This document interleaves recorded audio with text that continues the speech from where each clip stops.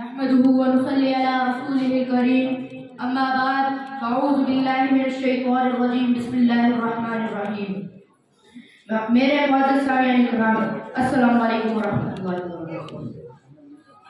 جیسا کہ آپ جانتے ہیں آج جس بابرکت محفل میں ہم اکٹھے ہوئے ہیں اس کی نسبت حفظ قرآن کے ساتھ ہے.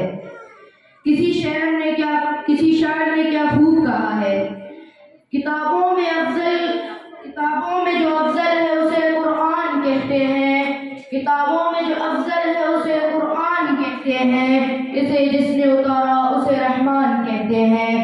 سجا لے اپنے سینے میں جو اس کے 30 پاروں کو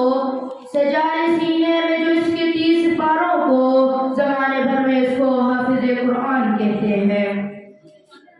معزز سامعین کرام، جب کوئی مسلمان قرآن مجید حفظ کرنا شروع کرتا ہے تو وہ اپنے دل و دماغ کو توفیق الہی اور سعادت عظیم کا سرور سرایت کرتے ہوئے محسوس کرتا ہے. یہ وہ نورانی سعادت ہے جس کے سامنے تمام لطف و عنایات کوئی معنی نہیں رکھتے.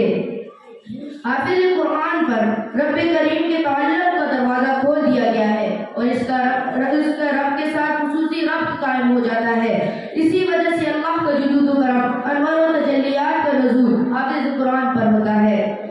معزز سامعین گرامی، ارشاد باری تعالیٰ ہے کہ اگر ہم قرآن کسی پہاڑ پر نازل فرماتے، اے مخاطب تو دیکھتا کہ وہ اللہ کے خوف سے جھک جاتا اور پھٹ کر پاش پاش ہو جاتا. اور یہ مثالیں ہم لوگوں کے لیے ہیں تاکہ وہ غور و فکر کر سکے. اب میں اپنی تقریر کا اختتام اس شعر سے کرنا چاہوں گا.